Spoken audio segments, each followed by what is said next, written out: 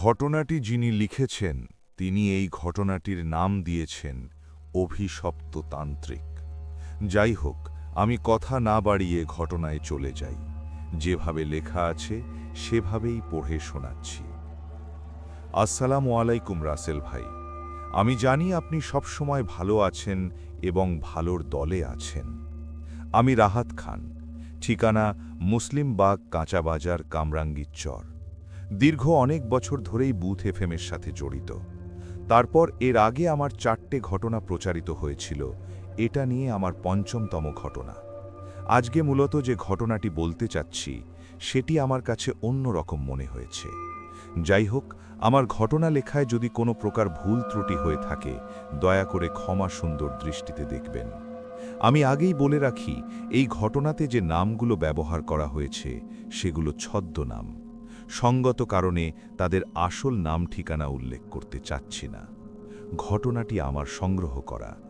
ঘটনাটির নাম অভিশপ্ত তান্ত্রিক। কথা না বাড়িয়ে শুরু করছি ঘটনা। শেষ দিক শহর থেকে প্রায় ৩০ কিলোমিটার দূরে, যেখানে পিচ রাস্তা শেষ হয়ে গিয়ে মেঠো পথ শুরু হয়েছে, সেখানেই সুশান্তদের আদি বাড়ি। সুশান্ত পেশায় একজন সাংবাদিক। শহরে থাকে, কিন্তু পৈতৃক ভিটেমাটির প্রতি তার টান বরাবরই প্রবল।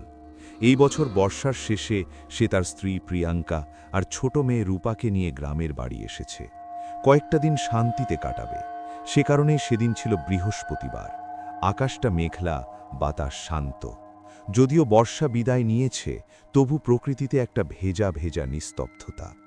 উপরের কোণে বিশাল আম গাছটা, যার ডালে ডালে সুশান্তর রস সব মিশে আছে, সেটা যেন আরও গম্ভীর হয়ে দাঁড়িয়ে আছে। দুপুরবেলা খাওয়া দাওয়ার পর সুশান্ত বারান্দায় ইজি চেয়ারে বসে পুরনো একটা বই চোখ বোলাচ্ছিল। তার চোখ মুখে একটা স্বস্তির ছাপ। শহর থেকে দূরে এই নীরবতা, এই মাটির গন্ধ তাকে অন্য এক শান্তি দেয়। প্রিয়াঙ্কা রান্নাঘরের কাজ সারছিল, আর 5 বছরের রূপা উনিপীরের মতো জল ছিটিয়ে খেলা করছিল। হঠাৎই দুপুর গড়িয়ে বিকেল যখন নামছে, তখন গ্রামের পোস্টম্যান রামপদ এসে হাজির। রামপদ বছর 50-এর এক সরল মানুষ। সুশান্তকে দেখেই তার পুরনো দিনের বন্ধুর মতো হেসে উঠল। রামপদ বলছে, ও সুশান্তদা, কি খবর? কত বছর পরে দেশে ফেরা? আরে রামপদদা, ভেতরে এসো, ভেতরে এসো। ভেতরে এসে কতদিন দেখিনি তোমাকে। শরীর কেমন আছে? শরীর আর চলে দাদা, বর্ষার পর শরীরটা ম্যাচ করছে। এই পথ চলতে চলতে বয়সটাও তো কম হলো না। তোমার হাতে একটা চিঠি ছিল, তাই ভাবলাম একবার দেখা করে যাই। রামপদ চিঠিটা সুশান্ত হাতে দিল। শহরের অফিসের চিঠি। সুশান্ত সেটাই চোখ বোলাতে শুরু করল। প্রিয়াঙ্কা এক গ্লাস জল নিয়ে এলো। জল খেয়ে নিন রামপদদা, আর চা খাবেন? বৌমা, চা খাবো না, কাজ আছে। আসলে সুশান্তদা, একটা কথা বলার জন্য এলাম। তোমরা শহরে থাকো, তাই এই গায়ের খবর হয়তো পাও না। সুশান্ত চিঠি থেকে চোখ তুলে রামপদর দিকে তাকালে। তার মুখ দেখে মনে হলো রামপদ কোনো অপ্রিয় কথা বলতে চাইছে। কি হয়েছে রামপদা, কোনো সমস্যা? সমস্যা মানে গ্রামের অবস্থাটা ভালো না সুশান্তদা। গত 6-7 মাস ধরে কেমন যেন একটা ভয় ভয় পরিবেশ। কিসের ভয়? চুরি ডাকাতি? না না, চুরি ডাকাতি নয়, এমন যেন একটা অশরীরী কাণ্ড কারখানা। লোকে বলছে গায়ের ওই শ্মশানের ধারের বটগাছটার কাছে নাকি একটা খারাপ জিনিস ঘোরাফেরা করে। আরে রামপদদা, তোমরা এখনও সেই কুসংস্কার নিয়ে পড়ে আছো? ওসব তো মানুষের মন গড়া গল্প।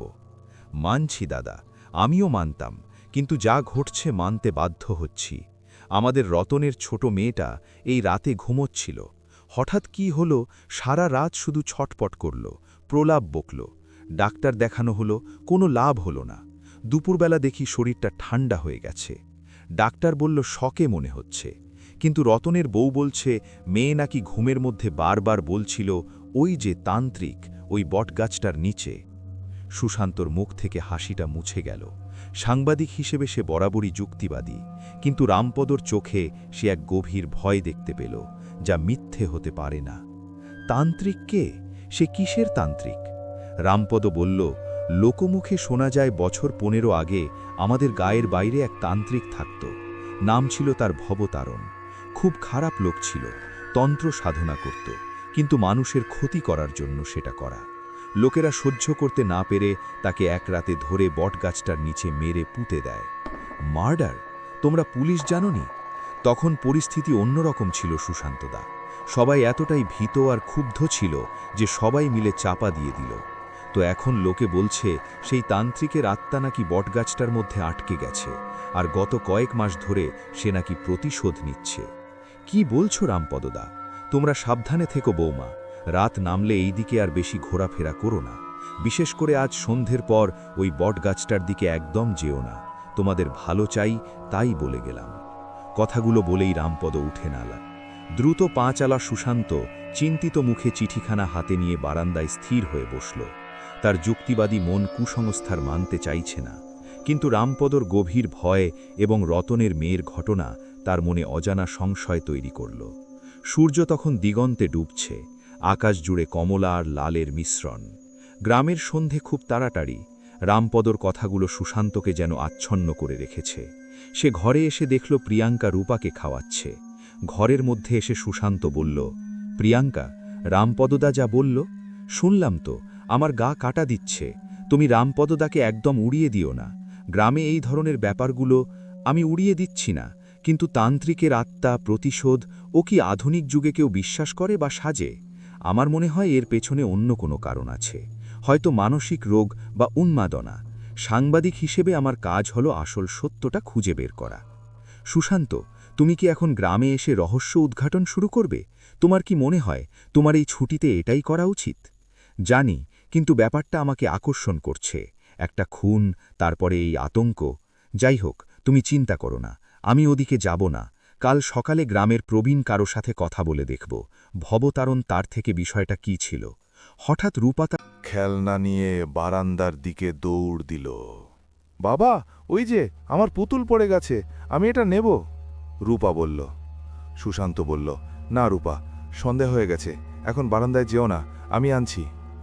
বারান্দায় গিয়ে পুতুলটা হাতে নিল। চারপাশ তখন বেশ অন্ধকার হয়ে এসেছে। গাছের পাতার ফাঁক দিয়ে কেবল আবছা আলো আসছে। চোখ গেল উঠোনের কোণে।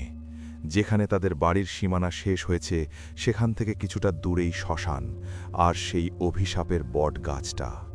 বটগাছটা অন্ধকারে এক দানবের মতো দাঁড়িয়ে আছে, যার বিশাল শাখা প্রশাখা যেন আকাশকে গ্রাস করতে চাইছে। সুশান্তর মনে হল আজ রাতের বটগাছটার নিস্তব্ধতা অন্য দিনের চেয়ে অনেক বেশি ভারী। সে পুতুল নিয়ে ঘরে ফিরে এলো। দরজা বন্ধ করতে করতে বলল, রূপা, আর বাইরে একদম না রাতে, এখন আমরা সবাই ভেতরে থাকব। প্রিয়াঙ্কা সুশান্তর হাত ধরে বলল, আমার কেন যেন খুব ভয় লাগছে, চল কাল সকালেই ফিরে যাই, এই আবহাওয়াটা একদম ভালো লাগছে না। আরে ভয় পেও না, আমি তো আছি। আর তাছাড়া রামপদদা বলল সেটাও তো লোকমুখে শোনা কথা, তুমি অযথা চিন্তা করো না। কিন্তু সুশান্ত শান্তর গলাতেও এক ধরনের ফোর্স ছিল। সে নিজেই বুঝতে পারছিল পরিবেশটা স্বাভাবিক নয়। রাত তখন প্রায় ৯টা। গ্রামের রাস্তা জনশূন্য, চারপাশ নিস্তব্ধ। তোর ঘরে সবাই ঘুমিয়ে পড়েছে, কিন্তু সুশান্তর চোখে ঘুম নেই। রামপদর বলা কথাগুলো তার কানে প্রতিধ্বনিত হচ্ছে। সে বিছানায় এপাশ ওপাশ করছে। সুশান্ত ধীরে ধীরে উঠে বসল। বাইরে একটা চাপা নিস্তব্ধতা যা কানকে ব্যথা দিচ্ছে। সে ঘর থেকে বেরিয়ে বারান্দায়। চাঁদ নেই, আকাশ ভর্তি কালো মেঘ। আবছা অন্ধকারে বাড়ির উঠোনটাকেও অচেনা লাগছে। ঠিক তখনই নিস্তব্ধতা ভেঙে একটা চাপা গোঙানির মতো শব্দ এলো। শব্দটা বট গাছের দিক থেকে আসছে। সুশান্তর বুকের ভেতরটা ধরাস করে উঠল। সে নিজেকে বোঝানোর চেষ্টা করল ওটা হয়তো কোনো শেয়াল বা অন্য কোনো পশুর ডাক, কিন্তু শব্দটা কোনো পশুর ডাকের মতো ছিল না। এটা ছিল মানুষের কণ্ঠস্বর, যা কোনো গভীর কষ্টে বা যন্ত্রণায় কাতরাচ্ছে। সে সাবধানে এগিয়ে বারান্দার রেলিং ধরল, অন্ধকারের দিকে চোখ রাখল। বট গাছটা যেখানে, সেখানে যেন আরও বেশি অন্ধকার। শব্দটায় বাড়ল আরও স্পষ্ট হয়ে, যেন কেউ মাটির তলা থেকে উঠে আসার চেষ্টা করছে এবং শ্বাস নিতে পারছে না। সুশান্তর হাত পা ঠান্ডা হয়ে আসছে। তার যুক্তিবাদী মন এখন কাজ করছে না। সে স্পষ্ট বুঝতে পারল এই শব্দ স্বাভাবিক নয়, এই শব্দে এক ধরনের আগুনে ভয় মিশে আছে। সে যখন দাঁড়িয়ে গভীর মনোযোগ দিয়ে শব্দটা শোনার চেষ্টা করছে, তখন হঠাৎ বটগাছের দিক থেকে আপ শব্দ এসে আছড়ল, যেন কোনো ভারী জিনিস মাটিতে সজোরে আছড়ে পড়ল। এরপর সব কিছু চুপ, স্তব্ধ। শীত দাঁড়া দিয়ে একটা ঠান্ডা স্রোত নেমে গেল। সে দ্রুত পায়ে ঘরে ফিরে এলো। প্রিয়াঙ্কা ঘুম ভেঙে উঠে বসেছে, চোখে ভয়, জিজ্ঞাসা। কিসের শব্দ হলো? বাইরে কি হচ্ছে সুশান্ত? কিছু না, তুমি কোনো কাঠ ফাট পড়েছে? মা, ওটা কি কাঠের শব্দ? ওটা তো মনে হলো কেউ যেন দরজা ঠেলে, আর তার আগে একটা গোগানির শব্দ হচ্ছিল। সুশান্ত প্রিয়াঙ্কার হাত ধরল। সে প্রিয়াঙ্কাকে মিথ্যা আশ্বাস দিতে চাইল না, কারণ সে নিজেও জানে শব্দগুলো কতটা অস্বাভাবিক ছিল। তুমি চিন্তা করো না, আমি লাইট জ্বালাচ্ছি, আমরা এখন জেগে থাকব। যদি কিছু হয় আমি দেখব, কেউ যদি কিছু করার চেষ্টা করে আমি পুলিশকে ফোন করব, কিন্তু তুমি শান্ত হও। সে টেবিল ল্যাম্পটা জ্বালালো। ঘরের ভেতরে ছড়িয়ে পড়ল আলো, কিন্তু সেই আলো যেন বাইরের গভীর অন্ধকারকে দূর করতে পারল না। সুশান্তর মনে একটা কথা বারবার ঘুরতে লাগল, কেউ যেন মাটির তলা থেকে উঠে আসার চেষ্টা করছে। এই সেই অভিশপ্ত তান্ত্রিক ভবতারণ, যার আত্মা প্রতিশোধ নিতে চাইছে। যদি তাই হয়, তবে এই ঘটনা মানুষের হাতে সৃষ্টি হলেও এর পরিণতি এক অতি প্রাকৃত ভয়ের দিকে। সুশান্ত প্রতিজ্ঞা করল, কাল সকালেই তাকে ভবতারণের অতীত, তার মৃত্যু এবং বটগাছের পেছনের সত্যটা উন্মোচন করতে হবে। এখন শুধু তার নিজের শান্তি নয়, তার পরিবারও এক অজানা বিপদের মুখে। ভোর হল। সুশান্তদের বাড়িতে রাত জাগার ক্লান্তি আর চাপা আতঙ্ক যেন দিনের আলোকেই লাল করে দিয়েছে। সুশান্তর চোখ মুখে বিনিদ্র রক্তের ছাপ স্পষ্ট। বাইরে তখনও কুয়াশার মতো হালকা ধোঁয়াশা। প্রিয়াঙ্কা রূপাকে ঘুম থেকে তুললেও তার চোখ মুখে এক ধরনের ভয়। রূপা স্বাভাবিকভাবেই খেলছে, তার বাবা মার অস্বাভাবিক নিস্তব্ধতা সেও টের পাচ্ছে। সুশান্ত রান্নাঘরে গিয়ে প্রিয়াঙ্কার হাত ধরল। তোমার কি মনে হচ্ছে, ফিরে যাব? সুশান্ত জিজ্ঞাসা করল। প্রিয়াঙ্কা চা বানাতে বানাতে বলল, কালকে রাতে যা শুনলাম তারপরও তুমি জানতে চাইছ? তুমি তো সাংবাদিক, তোমার তো যুক্তিতে বিশ্বাসী হওয়া উচিত। কিন্তু কালকের শব্দগুলো কোনো যুক্তি মানছিল না সুশান্ত।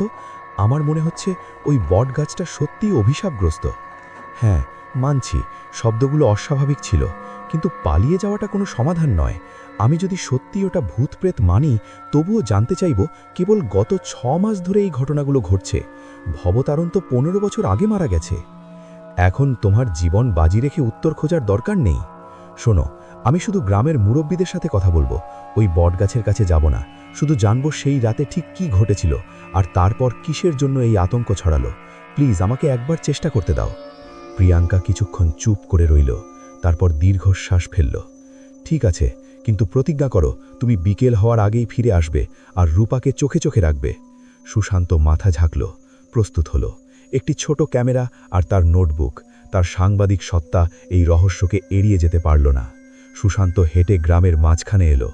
পুরনো মাটির বাড়িগুলো, গোবর লেপা উঠোন, সবকিছুই যেন স্বাভাবিক, কিন্তু মানুষেরই চোখ মুখে সে এক চাপা ভয়ের ছায়া খেলতে পেল। সবাই যেন কথা বলতে চাইছে, কিন্তু ভয় পাচ্ছে। সুশান্ত গেল গ্রামের সবচেয়ে প্রবীণ মানুষ মকরন্দ।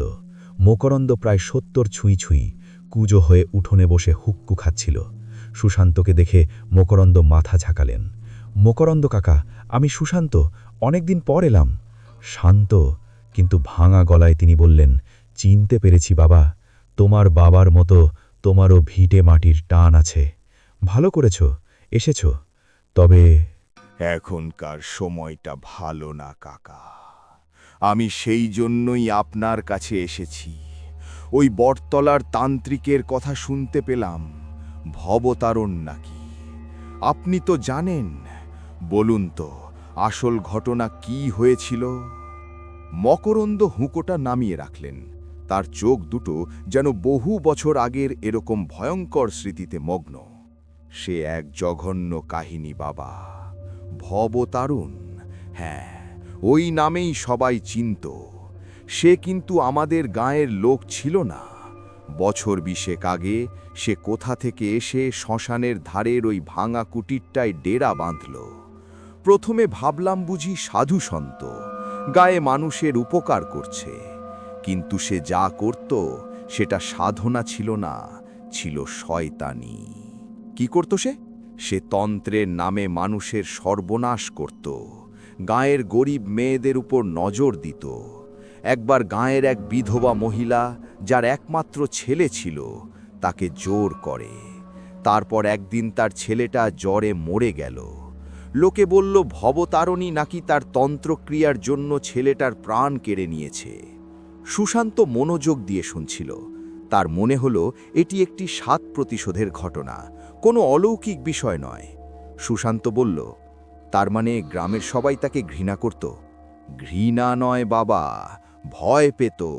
ও যা করত কেউ মুখ খোলার সাহস পেত না। কিন্তু যখন রঘুনাথের বউ নিজের ঘরে গলায় দড়ি দিল, তখন গায়ের লোকের ধৈর্যের বাঁধ ভেঙে গেল। রঘুনাথের বউ নাকি ভবতারণের জাদুটোনা থেকে বাঁচতে পারেনি। তারপর আপনারা কি করলেন? সেদিনের রাতটা ছিল অমাবস্যা। গায়ের সব জোয়ানের ছেলে, আমরা কয়েকজন মুরব্বী, সবাই মিলে লাঠি হাতে তার কুঠিরে গেলাম। সে তখনও তার কোনো জঘন্য কাজ করছিল। আমরা তাকে ধরলাম। সে বাধা দিতে পারল না। তাকে টেনে হিচড়ে নিয়ে যাওয়া হলো বটগাছের নিচে। আমরা সবাই মিলে লাঠি দিয়ে পিটিয়ে। মকরন্দ বুঝতে পারল সেদিনের দৃশ্যের ভয়াবহতা। আপনারাই তাকে মেরে ফেললেন? হ্যাঁ বাবা, আমরাই মারলাম। এরপর তাকে বটগাছের শেকড়ের পাশে গর্ত খুঁড়ে পুঁতে দিলাম। তারপর আমরা সবাই প্রতিজ্ঞা করলাম এই কথা কোনোদিন কাউকে বলবো না। আমরা বিশ্বাস করতাম একটা শয়তানকে শেষ করার জন্য যা দরকার আমরা তাই করেছি। পুলিশে জানালে গায়ের সবার সর্বনাশ হতো। কিন্তু এখন লোকে বলছে তার আত্মা প্রতিশোধ নিচ্ছে। এটা কেন? গলা নামিয়ে মকরন্দ বলল, এটাই তো রহস্য বাবা। 15 বছর সব শান্ত ছিল, আমরা সবাই ভুলেই গিয়েছিলাম। কিন্তু গত 6-7 মাস ধরে গ্রামে কেমন যেন একটা শীতলতা নেমে এসেছে। প্রথমে রতনের মেয়ের ঘটনা, তারপর গত মাসে ধীরেন তার গরুটা হারালো। গরুটা নাকি ভোরবেলা ওই বটগাছের নিচে শুয়েছিল, কিন্তু তার পা দুটোকে যেন কেটে নিয়েছে। ধীরেন বলল, কোনো মানুষ এমন কাজ করতে পারে না। মকরন্দ সুশান্তর দিকে তাকালেন, তারপর বললেন, তারপর সবচেয়ে খারাপ ঘটনা ঘটল গত সপ্তাহে। আমাদের এই গাঁয়ের ছেলে মদন, সে মাঝে মাঝে রাতে বটগাছের নিচে গিয়ে বসে থাকত। গত মঙ্গলবার রাতে সে আর ফেরেনি। পরদিন সকালে তার দেহও পাওয়া গেল গ্রামের পুকুরে ভাসতে, কিন্তু তার চোখ দুটো কেউ যেন উপড়ে ফেলেছে। পুলিশ বলল ডুবে মরেছে, কিন্তু আমরা জানি মদন ভালো সাঁতার জানত। আর তার চোখ। মকর কথা শুনে সুশান্তর ভেতরেও এক শীতল স্রোত বইল। চোখ উপড়ে ফেলা, এটা তো সেই বিকৃতির লক্ষণ। আমি কেউ এমন আছি, আর কেনই বা বটগাছের সাথে সম্পর্কিত সব ঘটনা? বলল কাকা, মদন কেন বটগাছের তলায় যেত? মকরন্দ বললেন, সে বলতো রাতে বটগাছের পাশ থেকে নাকি খুব মিষ্টি একটা গান ভেসে আসে, কোনো এক নারীর কণ্ঠস্বর। সে নাকি দেখতে যেত কে গান গাইছে। আমরা নিষেধ করেছিলাম। সুশান্ত উঠে দাঁড়ালো। সে মকরকে ধন্যবাদ জানালো। এই তথ্যগুলো তার কাছে খুবই গুরুত্বপূর্ণ। মদন, তার চোখ উপড়ে ফেলা, রয়েছে একটা মিষ্টি গানের টানে। সে বটতলায় যেত। ভবতারণ তান্ত্রিক যদি সত্যি ফিরে আসে, সে নারী কণ্ঠের গান কেন গাইবে? সুশান্তের মনে হলো ভবতারণের প্রতিশোধ যদি সত্যি হয়, তবে তার পেছনে অন্য কোনো মানুষ বা অন্য কোনো ষড়টি আছে। হয়তো ভবতারণকে পুঁতে দেওয়ার ঘটনাটি কেউ সুযোগ হিসেবে ব্যবহার করেছে। বিকেল গড়িয়ে যাচ্ছে, তবুও সুশান্ত নিজেকে সামলাতে পারল না। সে এখন সরাসরি বটগাছটার দিকে যাচ্ছে। তার হাতে ক্যামেরা আর নোটবুক। সে প্রিয়াঙ্কাকে দেয়া কথা ভঙ্গ করল। এই রহস্যের শেষ না দেখতে পেলে তার রাতের ঘুম হারাম হয়ে যাবে। সুশান্ত গ্রামের শেষ সীমানায় এসে দাঁড়ালো। সামনে সেই বটগাছ, বিশাল শতবর্ষী। ঘন ডালপালায় অজস্র ছুরি নেমে এসেছে মাটি পর্যন্ত। গাছটা যেন তার চারপাশে এক গভীর অন্ধকারের তৈরি করে রেখেছে। আলোতেও জায়গাটা শীতল, ভেজা ভেজা আর শান্ত। বাতাসের কোনো শব্দ নেই। সুশান্ত গাছের দিকে এগিয়ে গেল। গাছের গোড়ায় মাটির ঢিবিটা দেখতে পেল। এখানেই ভবতারণকে পুঁতে দেওয়া হয়েছিল। ঢিবিটা এখন শ্যাওলা, তার উপর বুনো লাল লতা জন্মেছে। সুশান্ত তার ক্যামেরা বের করল। গাছের কাণ্ড, ছুরি আর এই ঢিবিটার কয়েকটা ছবি তুলল। সে চারপাশের বাতাসটা অনুভব করল। এই বাতাস কেমন যেন ভারী, যেন হাজারটা অব্যক্ত কথাই বাতাসে মিশে আছে। সে ভাবল, যদি কেউ অভিশাপের গুজব ছড়িয়ে এই খুনগুলো করে, তবে সে কি এই আশেপাশে লুকিয়ে থাকে? হঠাৎ সুশান্তের নজরে এলো বটগাছের পেছনের একটা ঝুড়ির গোড়ায় কিছু একটা অস্বাভাবিক জিনিস, অনেকটা পুরনো কাপড় বা ছেঁড়া বস্তার মতো। সে সাবধানে এগিয়ে গেল। সে দেখল ওটা একটা ছেঁড়া জীর্ণ কাপড়, যেন বহু বছর মাটির নিচে ছিল বা কোনো বদ্ধ জায়গায় পচে গেছে। কাপড়টা থেকে একটা মিষ্টি বুনো গন্ধ আসছে। সুশান্ত নোটবুকে গন্ধের বিবরণ লিখে নিল। তখন তার মনে পড়ল মদনের কথা। রাতে বটগাছের পাশ থেকে নাকি মিষ্টি একটা গান এসে ভাসে। মিষ্টি গন্ধ। তবে কি এই গন্ধের সাথে গানের কোনো যোগ আছে? কোনো মাদক, কোনো রাসায়নিক, যা মানুষকে সম্মোহিত করে বটতলায় নিয়ে আসে? সুশান্ত সাবধানে কাপড়ের টুকরোটা হাতে নিল। জিনিসটা খুব ঠান্ডা, যেন এখনই মাটি থেকে তোলা হয়েছে। সে সেটাকে একটা প্লাস্টিকের ব্যাগে ভরে নিল। ঠিক সেই মুহূর্তে সে গাছের পেছন দিক থেকে একটা ফিসফিসানি শুনতে পেল। স্পষ্ট যেন কেউ তার কাছাকাছি কথা বলছে, কিন্তু সেখানে কেউ নেই। সুশান্ত দ্রুত চারপাশে তাকালো, কিন্তু বটগাছ আর তার অন্ধকারের ছায়া। ফিসফিস, এটা অস্পষ্ট। ফিরে যা, ফিরে যা। সুশান্তের গায়ের লোম খাড়া। সে জানে সে একজন সাংবাদিক। এগুলো মানুষের মনের ভুল, বাতাসের খেলা হতে পারে, কিন্তু এই ফিসফিসানিটা এত স্পষ্ট ছিল যে তাকে অবিশ্বাস করা কঠিন। সে নিজেকে শক্ত করল। সুশান্ত বলল, কেউ আমাকে ভয় দেখাচ্ছে, কেউ এই জায়গাটা খালি রাখতে চায়। সে ঢিবিটার দিক কাছে গিয়ে মাটিটা ঘুমোয় দেখতে লাগলো। এই মাটি কি সত্যি 15 বছর আগে ঘোরা, নাকি সম্প্রতি কেউ এখানে এসেছে? সুশান্ত দেখল ঝিবির একটা কোণ মাটিটা একটু আলগা, যেন কেউ সম্প্রতি অল্প কিছু মাটি সরিয়ে আবার ঢেকে দিয়েছে। সুশান্তের গায়ে কাঁটা দিয়ে উঠল। সেই মাটিটা সরাতেই তার হাতে কিছু একটা শক্ত জিনিস ঠেকল। সে সাবধানে জায়গাটা আরও ঘুরল। বেরিয়ে এলো একটি ধাতব পাত্রের ভাঙা অংশ। এই পাত্রের বিশেষত্ব হল এর গায়ে কিছু অদ্ভুত চিহ্ন আঁকা, তন্ত্র সাধনার প্রতীক, যা সুশান্ত আগে দেখেনি। সুশান্ত পাত্রের অংশটা হাতে নিল। সঙ্গে সঙ্গে তার মনে হল চারপাশের তাপমাত্রা যেন হঠাৎ করে আরও কয়েক ডিগ্রি কমে গেল। তার হাত পা হিম হয়ে গেল। ঠিক সেই সময় গাছের উপরের একটা ডাল যেন বিকট শব্দে মট করে ভেঙে গেল, এবং গাছ থেকে একটা তীব্র বুনো গন্ধ ছুটে এলো, যা তার আগের মিষ্টি গন্ধের ঠিক বিপরীত। এটা পচা মাংস বা বহুদিনের জমে থাকা বিষাক্ত কোনো কিছুর গন্ধ। সুশান্ত দ্রুত সেখান থেকে সরে এলো। এবার সে নিশ্চিত এখানে যা ঘটছে তার পেছনে শুধু কুসংস্কার নয়, বরং কেউ ইচ্ছে করেই ভয়ের আবহ তৈরি করছে। কিন্তু এই ঠান্ডা, এই ফিসফিসানি এবং এই গন্ধ, এগুলো কি শুধুই মানুষের কারসাজি? সুশান্ত যখন ঘরে ফেরে তখন সন্ধ্যা। প্রিয়াঙ্কা চিন্তিত মুখে দরজায় দাঁড়িয়ে আছে। সে জিজ্ঞেস করে, কোথায় ছিলে তুমি? আমার জান বেরিয়ে যাচ্ছিল।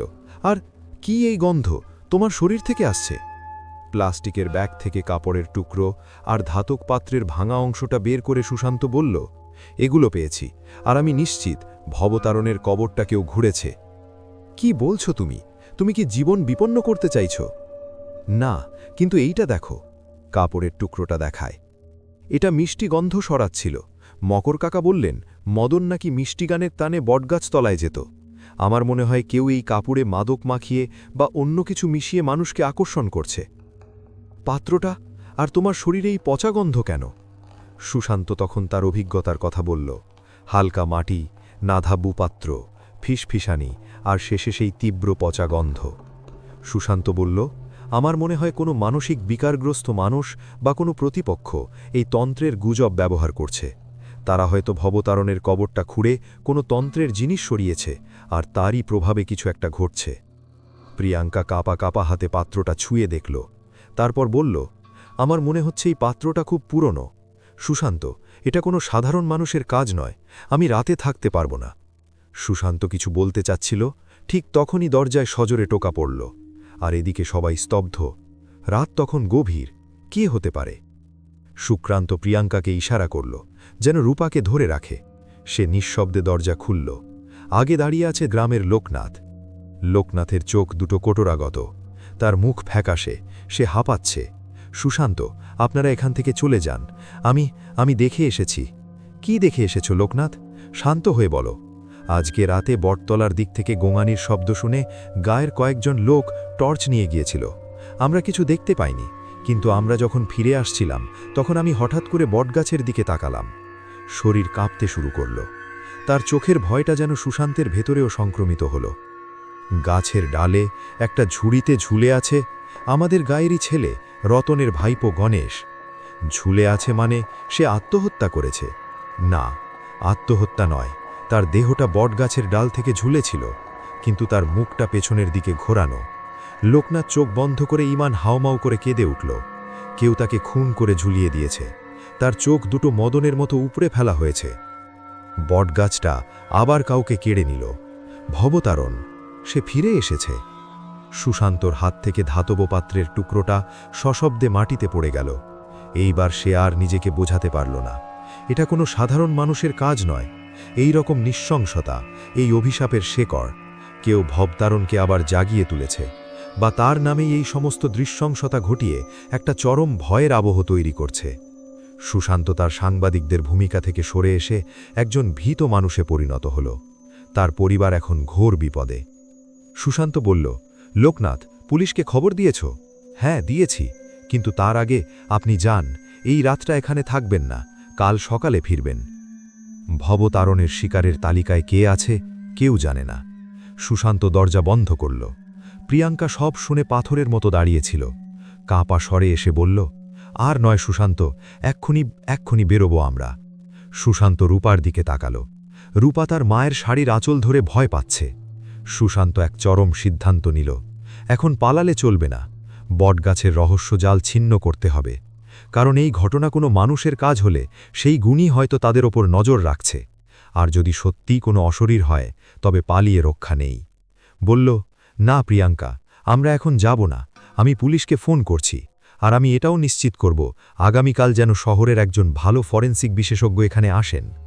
আমি কাল সকালে বটগাছতলা থেকে মাটি পরীক্ষা করব। কেউ হয়তো তন্ত্রের নামে কোনো রাসায়নিক বা বিষক্রিয়া করছে। এই রহস্যের শেষ দেখব আমি। সুশান্তের এই সিদ্ধান্ত যেন এক অজানা বিপদকে আমন্ত্রণ জানাল। সে জানত গ্রামে ভয়ঙ্কর চলছে। এই ছিল ঘটনা। রাসেল ভাই, যদি ভালো লাগে অবশ্যই প্রকাশ করবেন। অনিচ্ছাকৃত কোনো ভুল ত্রুটি হলে ক্ষমা দৃষ্টিতে দেখবেন। সবাই সুস্থ থাকুন। ঠান্ডা পড়তে শুরু করেছে, আর এর মধ্যে যদি একটা পাহাড়ি অঞ্চলের ঘটনা শোনাই, আমার মনে হয় আপনাদের কারো খারাপ লাগবে না। এই শীতের সময় আমরা বিভিন্ন জায়গায় ঘুরতে চাই, আর আমি অনেকবার গিয়েছি। আপনাদের মধ্যে যারা শুনছেন তারাও নিশ্চয়ই অনেকবার গিয়েছেন দার্জিলিংয়ে। আজকে দার্জিলিংয়ের একটা ঘটনা শোনাবো আপনাদের। চলুন কথা না বাড়িয়ে শুরু করা যাক। আসসালামু আলাইকুম রাসেল ভাই ও প্রিয় লিসেনার্স। দোয়া করি ভালো আছেন এবং ভালোর দলে আছেন। আমি সানি শেখ, ভারতের মুর্শিদাবাদ জেলার বহরমপুর শহরে থাকি। বর্তমানে আমি সৌদি আরবের জেদ্দা শহরে কর্মরত। আমি প্রায় 2 বছর ধরে আপনাদের শুনছি এবং অনেক দিন থেকেই ঘটনা পাঠাবো ভাবছি, কিন্তু কাজের চাপে লিখতে পারছিলাম না। আর কাজের মাঝেই আপনাদের অচিনপুর এপিসোড শোনা শেষ হলে ভাবি এখনই শুরু করি, না হলে এভাবে আর লেখার সুযোগ পাবো না। এটা আমার পাঠানো প্রথম ঘটনা, তাই ভুল ত্রুটি থাকলে ক্ষমা করবেন। তারপরে তিনি তার হোয়াটসঅ্যাপ নাম্বার এবং সবকিছু দিয়েছেন, এবং তিনি লিখছেন ঘটনাটি 100% সত্য, এবং এর সাক্ষী আমি ও আমার বড় ভাই ও ছোট ভাই সহ আরও 5 জন বন্ধু। চলুন কথা না বাড়িয়ে ঘটনাটি শুরু করি। করোনার জন্য অনেক দিন ঘুরতে কোথাও যাওয়া হচ্ছিল না, তাই লকডাউন শেষ হতেই ভাইদের সহ আরও 5 জন বন্ধু মিলে প্ল্যান করলাম চিলিং ঘুরতে যাব বাইক নিয়ে। সময়টা 2021 একাদশীর সকালে। সবাই মিলে বেরিয়ে পড়লাম সকালে। প্রায় যখন বিকেল 5টা তখন আমরা দার্জিলিংয়ের মেলে পৌঁছালাম। এখন বাকি হোটেল খোঁজা, কিন্তু যেহেতু পুজোর একাদশী তাই দার্জিলিংয়ে পা রাখার জায়গা নেই। হোটেল তো দূরের কথা, যারা পুজোর সময় দার্জিলিংয়ে গিয়েছেন তারা বুঝবেন। বড় ভাই আমাদের টিমের লিডার ছিলেন, তাই উনি চিন্তিত হয়ে তার এক বন্ধুকে ফোন করলেন যে দার্জিলিংয়ে একটা হোটেলে কাজ করত, এবং জানালো এই সময় হঠাৎ রুম পাওয়া খুবই অসুবিধাজনক। তাই সে কিছুক্ষণ সময় নিল।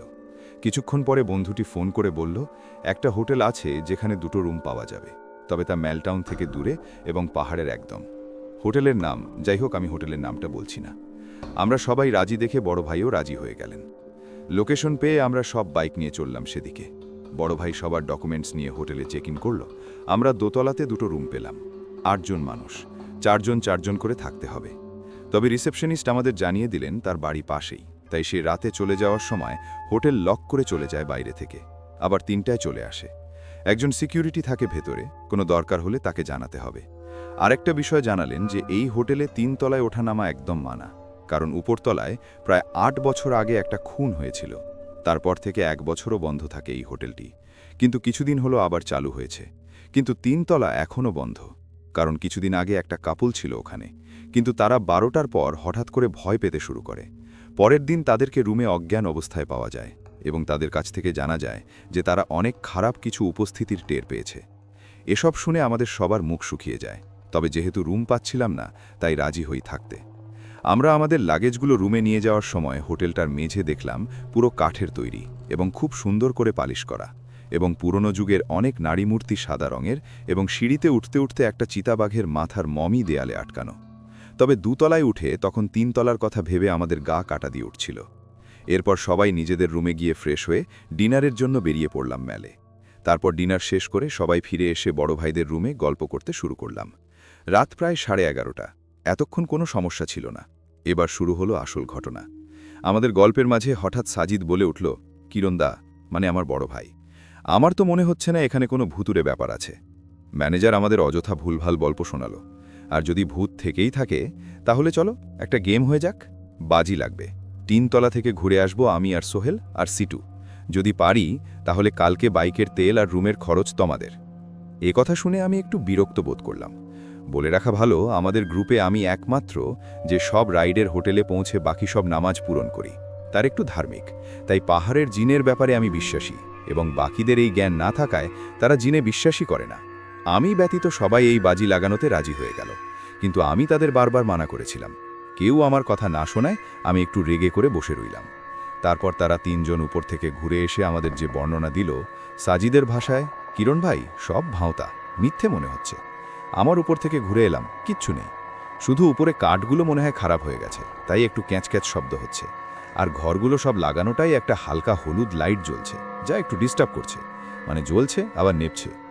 এবার আমাদের খরচ দেবে তোমরা, কিন্তু কাল। তারপর আরও কিছুক্ষণ গল্প করে সবাই নিজেদের রুমে ঘুমোতে চলে গেল। আমি রোজ রাতে দোয়া পড়ে এবং সূরা বাকারা পড়ে তারপর ঘুমাই। আমার ঠান্ডার জন্য আমি লেপ নিয়ে ঘুমাচ্ছিলাম। প্রায় রাত 2:30 হঠাৎ আমার বন্ধু ওয়াসিম রুমের লাইট জ্বালিয়ে দিল, এবং আমি আর রিয়াজ বিরক্ত হয়ে উঠে বসলাম। বললাম, কি হলো এত রাতে, লাইট জ্বালিস কেন? ওয়াসিম বলল, সানি ভাই, আমি একটা ছায়া দেখতে পেলাম, মনে হচ্ছে আমাদের পেটের চারপাশে ঘুরছে। আমি বকা দিয়ে বললাম, চুপ করে ঘুমা, এত রাতে মজা করার জায়গা পাস না। ওয়াসিম লাইট বন্ধ করে, আমরা সবাই ঘুমিয়ে পড়ি। হঠাৎ কিছুক্ষণ পরে মনে হচ্ছে পায়ের দিক থেকে কেউ লেপ টেনে নিচ্ছে। আমি গুরুত্ব না দিয়ে আরও ভালো করে লেপটা জড়িয়ে ঘুমালাম। এরপর হঠাৎ আবারও লেপটা কেউ টানছে মনে হচ্ছে। আমি খুব রেগে গিয়ে ওয়াসিম আর রিয়াজকে বললাম, ঘুমোতে ভাই, বিরক্ত করিস না, মজা করার সময় নেই এত রাতে। ওয়াসিম বলল, সানি ভাই, আমি তো ভাবলাম তুমি মজা করছো, আমি ভয় পেয়েছি দেখে। এবার একটু ভয় করছিল। লাইটটা জ্বালিয়ে রাখ। আর কিছুতেই ঘুম আসছিল না। হঠাৎ একটা শব্দ শুনতে পেলাম। মনে হচ্ছে বেডের মাথার কাছে দেয়ালের ওপাশ থেকে কেউ নখ দিয়ে আঁচড় কাটছে, তবে শব্দটা অনেক জোরে এবং স্পষ্ট। আমি 3 কুল আর আইবেল কুরসি পড়ে আমাকে সবার গায়ে ফু দিলাম। পাশের ঘর থেকে বড় ভাইয়ের চিৎকার শুনতে পেলাম। সবাই এবার দৌড়ে ভাইয়ের রুমে গিয়ে দেখি ভাই বিছানা ছেড়ে দরজার কাছে ভীত অবস্থায় দাঁড়িয়ে। বললাম, কি হলো কিরণ ভাই? বলছে, আমি ঘুমাচ্ছিলাম, আমার মনে হচ্ছে কেউ চুলে হাত দিল, অথচ পাশে সবাই ঘুম। আমি অত না ভেবে আবার ঘুমোতেই দেখি দেয়ালের ওপাশ থেকে কেউ যেন দেয়ালে আঁচড় কাটছে। আমি শব্দ শুনতে পেলাম একটা। আমি ভাবলাম বাইরে হয়তো বেড়াল বা অন্য কিছু। আঁচড় কাটছে। আবারও কিছুক্ষণ হয়েছে, ঘুমটা সবে এসেছে। মনে হলো আমার লেপটা কেউ চেপে আমার উপরে চেপে বসেছে। আমি ঠিকমতো নড়তে পারছি না। হঠাৎ লেপের বাইর থেকে কেউ হালকা ফিসফিস করে বলে উঠল, 3 তলায় যাওয়াটা উচিত হয়নি, সব জায়গায় সাহস দেখাতে নেই। আমি বুকের ভেতর থেকে সব শক্তি সঞ্চয় করে চিৎকার দিয়ে উঠি।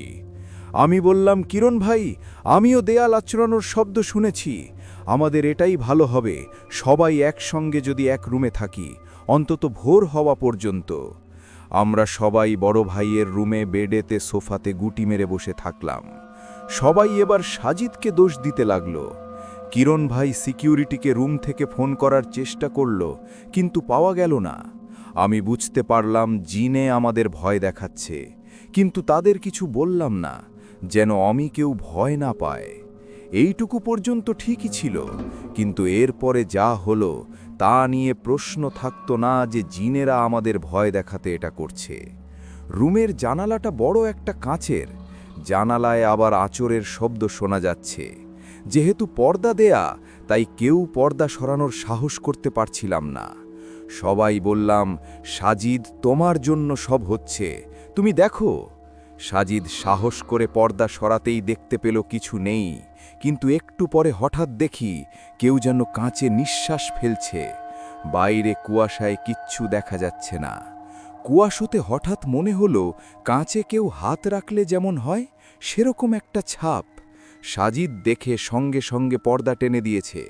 এবার কোনো উপায় না পেয়ে আমরা সবাই চিৎকার করতে শুরু করি এবং দরজাতে ধাক্কা দিতে শুরু করি, যেন এই শব্দ শুনে গার্ড চলে আসে।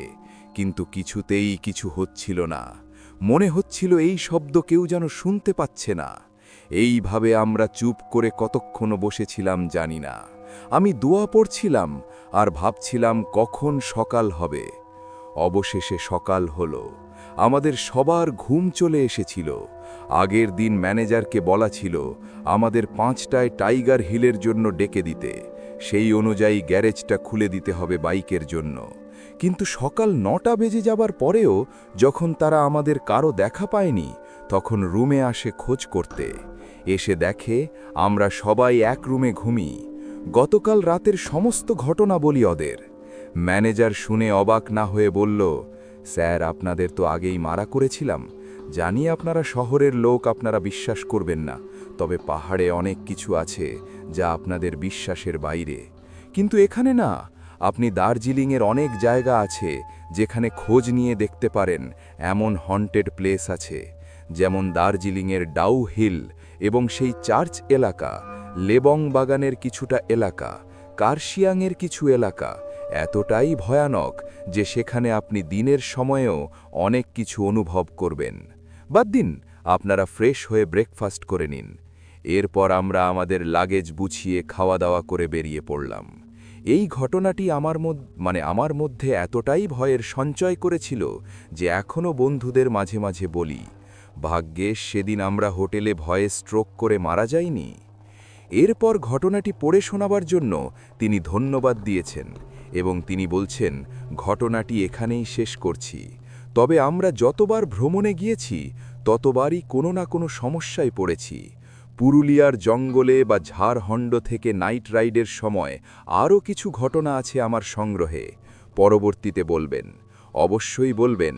আমরা আপনার ঘটনার অপেক্ষায় রইলাম। এরকম ঘটনা আমাদের শুনতেও ভালো লাগে। আমাদের আমন্ত্রণে বা আমাদের আহ্বানে সাড়া দিয়ে যারা এসেছেন তাদের মধ্যে একজন হচ্ছেন সুমন। আমরা এখন সুমনের কাছ থেকে একটা ঘটনা শুনে আসব। চলুন শুরু করা যাক। মিউজিক। আসসালামু আলাইকুম ডিয়ার রাসেল ভাই, আশা করি আপনি আল্লাহর রহমতে অনেক ভালো আছেন। আমি জানি আপনি সব সময় ভালোর দলেই। আমি রূপম মেজপা, আমার বাসা নওগাঁ জেলার ধামুইরহাট থানায়। আমিও আপনার প্রিমিয়াম লিসেনারদের মধ্যে একজন।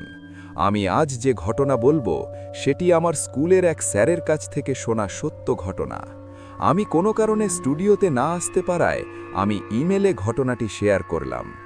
এর আগে আমি একটি ঘটনা শেয়ার করেছিলাম, সেটি হয়তো কোনো কারণে সিলেক্ট হয়নি। তাও আমি হাল ছাড়িনি। রাসেল ভাই যদি ঘটনার নামে পাটি মোড়ানো লাশ দেন তাহলে অনেক ভালো লাগবে। লেখায় যদি কোনো ভুলভ্রান্তি থেকে থাকে তাহলে তা ক্ষমা সুন্দর দৃষ্টিতে দেখবেন। তো বেশি কথা না বাড়িয়ে ঘটনায় যাওয়া যাক। ঘটনাটি ঘটে 1970 থেকে 1977-এর মাঝামাঝি সময়। এক গ্রামে এক হুজুর ছিল। তিনি অনেকটা বড় আলেমদের মতো বলা যায়। তিনি একদিন সকালে শহরের কাজ সেরে গ্রামে ফিরছিলেন। গ্রামে ঢোকার আগে একটি বড় নদী পড়ে, সেটি নৌকা দিয়ে পার হয়ে আসতে হয়। তিনি নৌকা দিয়ে পার হয়ে আসছিলেন। দুপুরের দিকে নৌকা নদীর ঘাটে এসে থামলে তিনি নৌকা ভাড়া মিটিয়ে নৌকা থেকে নেমে বাড়ির উদ্দেশ্যে হাঁটা দেন। সে সময় ছিল বর্ষার মরশুম, তাই নদীর ধারে অনেক পানি জমাট হয়েছিল। পানি ছিল হুজুরের কোমর পর্যন্ত।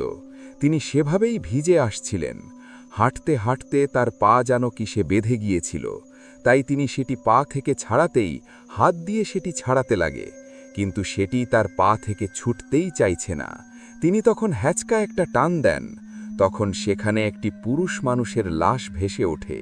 আর হুজুর তখন ভয় না পেয়ে গ্রামের লোকদের ডেকে এনেন এবং লাশটিকে সবাই পাটিতে মুড়িয়ে ঠেলা গাড়ি করে মসজিদের সামনে নিয়ে যাওয়া হয়। হুজুর তখন অজু করার জন্য সেই নদীর ঘাটে যায়। আগে বলেনি যে নদীটি ছিল কবরস্থানের একটু সামনে। তিনি অজু শেষ করে উঠে আসার সময় তিনি কিসে যেন পায়ে আটকে যায়, আর তিনি হোঁচট খেয়ে পড়ে যায়। তিনি দেখেন নৌকা চালানোর জন্য যে লাঠির প্রয়োজন হয়, সেই লাঠির মাথা। হুজুর তখন সেটি টেনে আনতে গিয়ে দেখে একটি হাত লাঠির দিকে ধরে আছে। তিনি তার আশেপাশে থাকা সবাইকে ডাকতেন। সবাই আসলে কিছু লোক সেই লাঠি দিকে ধরা হাত দিকে উঠায়, আর সবাই দেখে সেটি তাদের গ্রামের একজন মাঝির লাশ। তখন বলতে থাকে 2 থেকে 3 দিন আগে অনেক অনেক ঝড় আর বৃষ্টি হয়েছিল, সে কারণেই হয়তো সে দুজনের মৃত্যু হয়েছে। তারা মাঝের লাশটিও ধুয়ে কাফন পুড়িয়ে কবর দেওয়া হয়। মাটি দিতে সন্ধ্যা হয়ে যায়। হুজুর মাটি দিয়ে বাড়ি এসে গোসল করে নেয়। আর লিসেনার কন, এখান থেকেই শুরু হয় আসল ঘটনা। হুজুর সাহেব খাবার খেয়ে ঘুমিয়ে পড়ে, আর মাঝরাতে হুজুর সাহেব প্রকৃতির ডাকে সাড়া দিতে উঠে ঘর থেকে বের হয়। 1900 সালের দিকে তখন বাড়ির কিছু দূরে টয়লেট থাকত, তাই তিনি ঘর থেকে বের হতে গিয়ে দেখে তার বাড়ির আঙিনায় সেই পাটিতে মরানো লাশটি দাঁড়িয়ে আছে। তিনি তখন অনেক ভয় পায়, আর তিনি তার স্ত্রীকে ডাক দিলে তার স্ত্রী উঠে এসে বলে, কি হয়েছে, এই মাঝরাতে ডাকছ কেন? হুজুর সাহেব বলেন, দেখো তো আঙিনায় কে যেন দাঁড়িয়ে আছে না? তার স্ত্রী বলেন, কই, কেউ নেই তো, তুমি মনে হয় ভুল দেখছ। হুজুর সাহেবও ভেবে নেয় হতে পারে তার মনের ভুল। ধীরে ধীরে তিনি পাটিতে মরানো লাশ তার আশেপাশে দেখতে থাকেন।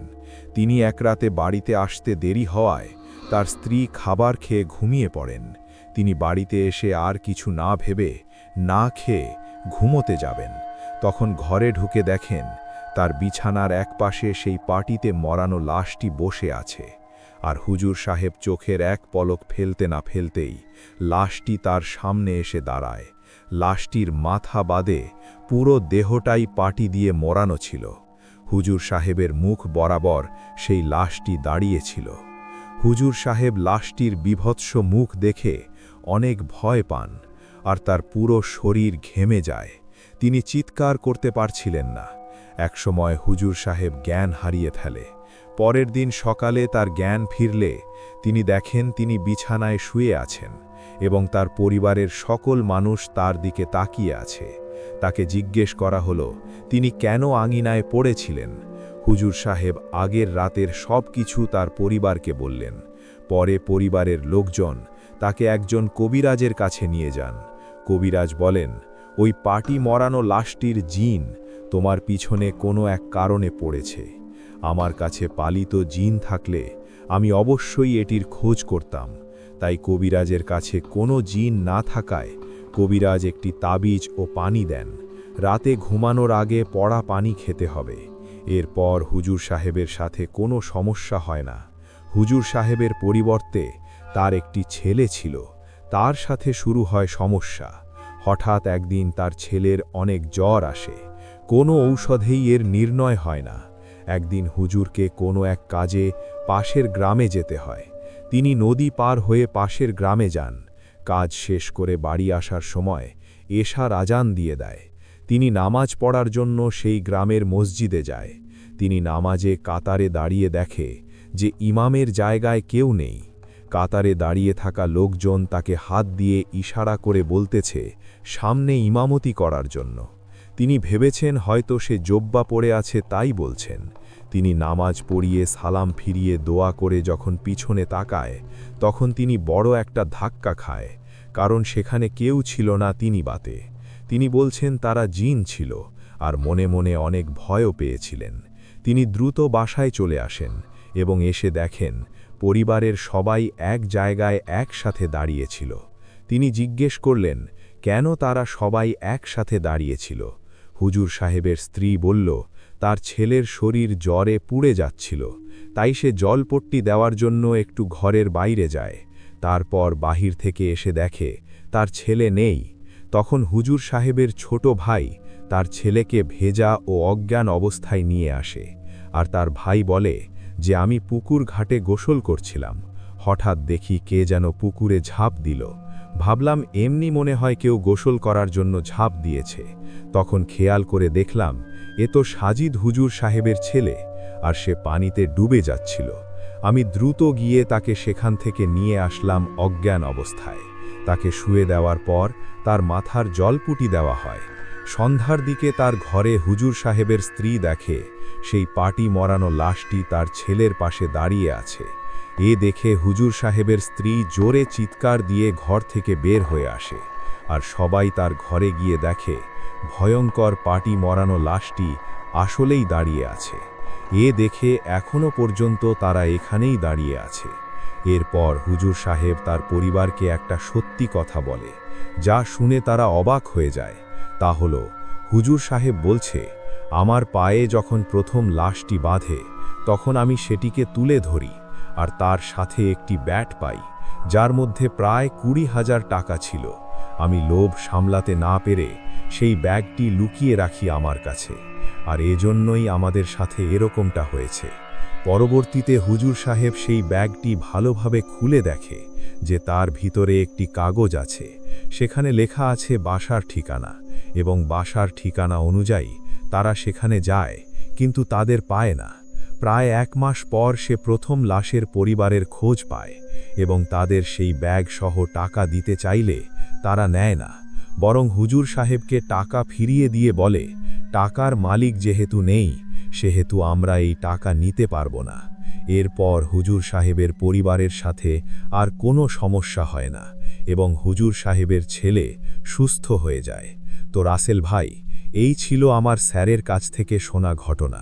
আমি ভালো করে সাজিয়ে লিখতে পারি না, এর জন্য দুঃখিত।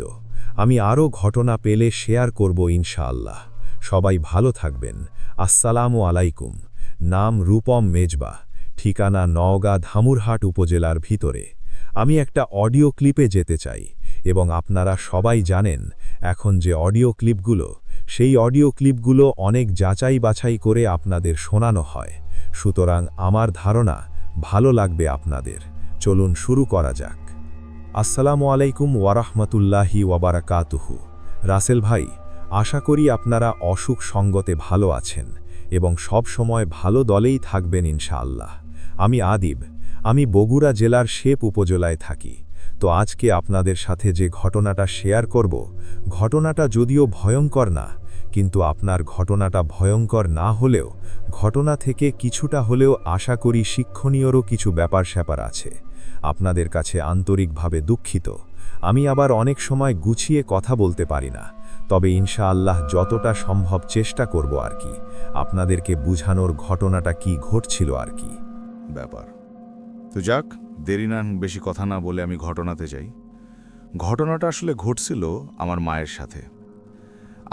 আমি আসলে সৌদি আরবে থাকতাম বেশ অনেক বছরই। আমি আমার ফুল ফ্যামিলি নিয়ে সৌদি আরবে থাকতাম। আমার আব্বু আম্মু সৌদি আরবে ছিলেন, আমিও সৌদি আরবই ছিলাম আর কি। যাক, এখন আমি বাংলাদেশে আছি। তো ঘটনাটা ঘটছিল সৌদি আরবের মদিনা শহরে ঘটছিল আর কি। আপনারা মদিনা, তো আমরা আবার থাকতাম সৌদি আরবের রিয়াদ শহরে, রাজধানী রিয়াদ শহরে আর কি। তো ঘটনা ঘটছিল 2018 সালে, আপনার হজের পরপরই আর কি। হজ ওর সময় জুন জুলাইয়ের দিকে, মানে অগাস্ট সেপ্টেম্বরের দিকে কাহিনী হতো। আমার এক্স্যাক্ট ডেটটা মনে পড়তেছে না। 2018 সালে তো আমার ফুফাতো ভাই আর ভাবি, ওনার ওয়াইফ, ওনারা আসছিলেন হজ করতে। তো সেই সুবাদে আমার আব্বু, আমার আম্মু, আমি আর আমার এক ভাই, আমরা সেই সুবাদে আর কি মদিনা শহরে গেছিলাম। আপনারা হয়তো জানেন যে, মনে করেন হজের সময় মক্কা শহরে ঢোকা যায় না, নিষিদ্ধ। শুধুমাত্র যারা হজ করবে, যারা হাজি, তারা বাদে অন্য কেউ মক্কা শহরে ঢুকতে পারেন না। হজের সময় সৌদি সরকার নিষেধ করে দেয়, যার কারণে আমরা যেহেতু চাচ্ছিলাম যে দেখা করতে, মক্কা শহরে সম্ভব ছিল না দেখা করা, তাই যখন ওনারা মদিনাতে আসছিলেন তখন গিয়ে আমরা দেখা করতে গেছিলাম আর কি। তো যাক, আমরা নিজেদের গাড়ি করে নিয়ে আমরা রিয়াদ শহর থেকে গেলাম মদিনাতে আমার ভাইয়ের সাথে দেখা করতে আর কি। তো ঘটনাটা মেইনলি আসলে ঘটছিল মদিনাতে হোটেলে থাকা অবস্থায়, একটা আবাসিক হোটেলে থাকা অবস্থায়। আপনারা যারা মনে করেন যারা মক্কা মদিনায় যারা হজ বা উমরা করতে গেছেন, ওখানে বেশিরভাগই খেয়াল করে দেখবেন যে বেশিরভাগ হোটেলেই, সব হোটেল না, বেশিরভাগ হোটেলেই যে রুম থাকে, রুমের সাথে অ্যাটাচ টয়লেট থাকে। তো অ্যাটাচ টয়লেটগুলো মানে দেখা যায় মানে রুম সাথে একবারে অ্যাটাচ টয়লেট আর কি, টয়লেটের দরজা থাকে আর কি। তো মেইনলি আসলে এখানে টয়লেটকে কেন্দ্র করে এই ঘটনাটা আর কি, বাকিটা এখন এই আর কি ব্যাপার। তো ঘটনাটা ঘটছিল মানে আম্মুর সাথে, আম্মু তা আম্মু মানে আমার আব্বুই আর কি, নিজেদের সুবিধার জন্য আমরা যেহেতু 4 জন ছিলাম, 4টা বেড, মানে আমরা 4 জন থাকলেও ওখানে আমরা যে হোটেলে উঠছিলাম ওই হোটেলে 3টা বেড ছিল। তো এই জন্য এখন মানে আমরা যাতে 4 জন একসাথে ঘুমাতে পারি এই সুবিধার জন্য আব্বু কি করছিল, 3টা বেডকে মার্চ করে দিছিল, একসাথে এক রুমের মধ্যে 3টা বেডকে আব্বুর সুবিধা মতো আর কি মার্চ করে নিছিল। কিন্তু রুমের সাইজটা ছোট হওয়ার কারণে, আপনার বেডগুলোকে মার্চ করার কারণে একটা বেড আপনার কি হয়েছিল, ওই অ্যাটাচ টয়লেটের সাথে একবারে মুখোমুখিভাবে ছিল আর কি। মানে জাস্ট ইম্যাজিন করেন, আপনি শুয়ে আছেন, আপনি যদি ওই বিছানায় যদি শুয়ে পড়েন এবং যদি আপনি আপনার মুখ যদি ডান সাইডে টাকান, তাহলে আপনি টয়লেট দেখতে পারবেন, টয়লেটের ভিতরে পুরা দেখতে পারবেন আর কি। টয়লেটের দরজা খোলা থাকলে আপনি পুরা দেখতে পারবেন টয়লেটে, একবারে ওয়ালের সাথে টয়লেট, এবং সেই ওয়ালের সাথে বিছানাটা ছিল আর কি, যেখানে বিছানায় আপনি যদি শোন, টয়লেটের বরাবর যদি মুখ দিয়ে আপনি যদি শোন, তাহলে দেখতে পাবেন আপনার টয়লেট পুরাটা যদি, তাহলে টয়লেট আপনি দেখতে পারবেন আর কি। তো আম্মু ওই দিন ওই পাশেই ওই বিছানাতেই আম্মু শুয়েছিল, আর তার পাশে আব্বু শুয়েছিল, তার পাশে আমি শুয়েছিলাম, তার পাশে আমার পাশেই আমার ভাই শুয়েছিলেন আর কি। তো যাক, পরের দিয়ে আমরা রাত্রে ঘুমালাম। হঠাৎ করে আমি ফজরের সময় দেখি যে আম্মু চিৎকার করতেছে, আম্মু মানে চিৎকার, হাঁপাচ্ছেন। এদিকে আব্বুরও ঘুম ভাঙছে, আব্বু ঘুম থেকে উঠে বিছানা থেকে ওঠার সাথে সাথে লাইট, আমরা দেখি যে আম্মু আপনার হাঁপাচ্ছেন, বেশ হাঁপাচ্ছেন, আপনার কি বলে ঘেমে অবস্থা খারাপ। এদিকে আম্মুর আবার ব্লাড প্রেশারের পেশেন্ট, উনি দেখি যে খুব হাঁপাচ্ছেন, ইয়া করতেছেন, অবস্থা খারাপ আর কি। তো আমি আম্মুকে জিজ্ঞাসা করলাম, যদিও আমি ফজরের সময় ঘুম আমার ভাঙছিল, দেখি যে আব্বু দেখি যে উঠছিল, কিন্তু আমি আসলে ওই সময় এতই ঘুমে ভিড়ছিলাম যে আমি সব যাক পরের দিয়ে আমি ওই সময় আর কিছু জিজ্ঞাসা করি নাই, আব্বু আম্মু কাউকে জিজ্ঞাসা করি নাই। শুধু দেখলাম যে আব্বু আর কি আম্মুকে ওই বাতাস করতেছে, কি সমস্যা কি আর কি দেখতেছেন আর কি। যাক, আমি ঘুমাই গেছিলাম। আমি সকাল 9টার সময় আমার ঘুম ভাঙল। ঘুম ভেঙে পরের দিয়ে আম্মুর কাছ থেকে জানতে চাইলাম যে আসলে ব্যাপারটা কি হয়েছে, রাত্রেবেলা চিৎকার দিয়ে উঠছিলেন কেন। আম্মু বলতেছিলেন যে ফজরের সময়, ঠিক ফজরের আগ মুহূর্তে, মানে আম্মু হঠাৎ করে আম্মুর কাছে মনে হচ্ছিল বুকের মধ্যে ভার অনুভব হচ্ছিল। ঘুম থেকে আম্মু উঠে দেখে যে আম্মুর ঠিক মুখের সামনে একটা মানুষ আকৃতিরই, স্বাভাবিক মানুষই, কিন্তু মনে হয় ওই মানুষ আকৃতির সোনালি রঙের চুল ছিল।